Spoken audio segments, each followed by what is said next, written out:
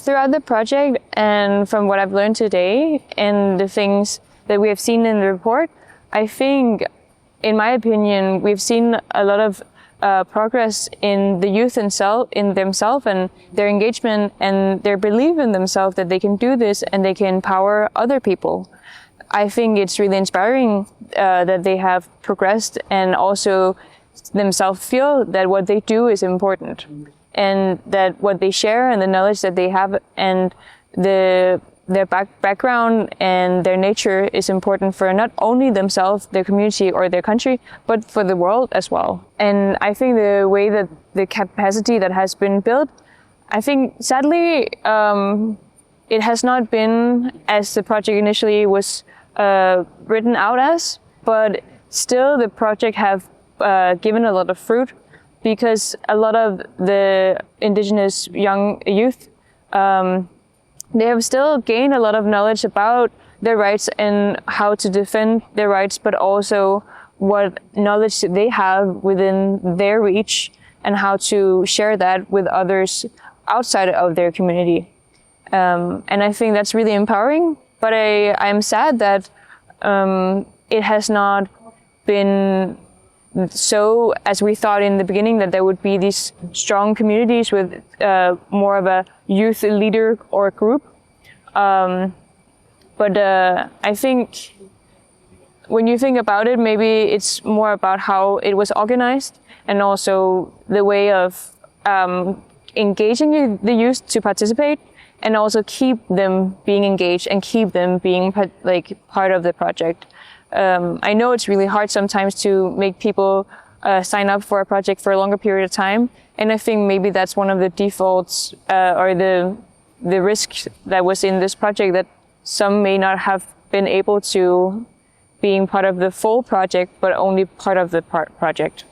So I'm from Operation Dayswork, and we are a youth organization for youth by youth. That means everything is youth-based. Even our board members are students.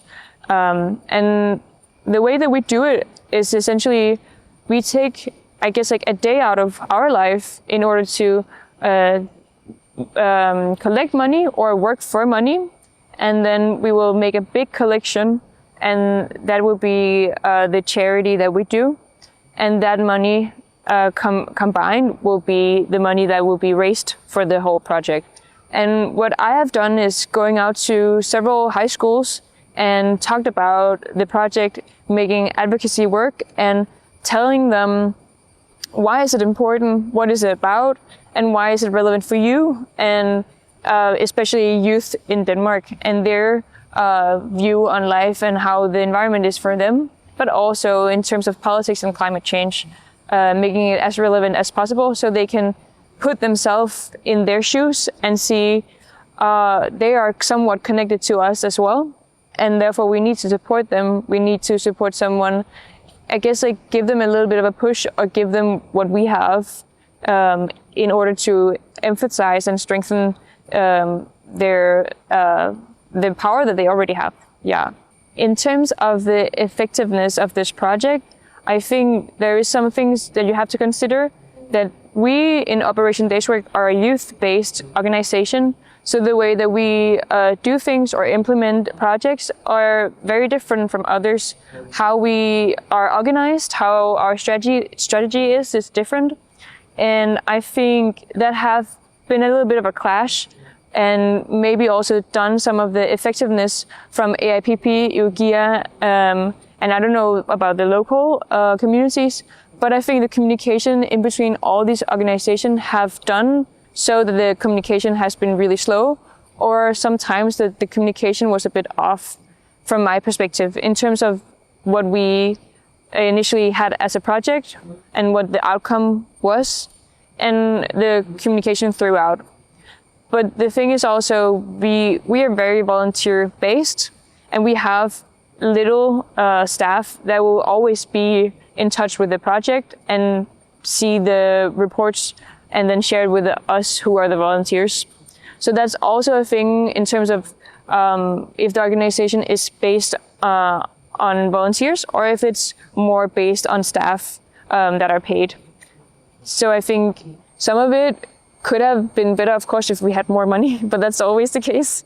But I also think some of it is about clear communication and also what we expect from each other and how we expect things to be managed, or how we expect certain results to how it should result in.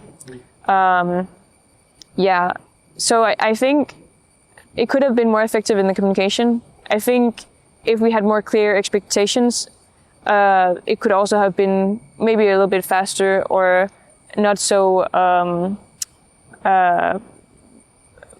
high or difficult with bureaucracy and other things like practical stuff. Yeah.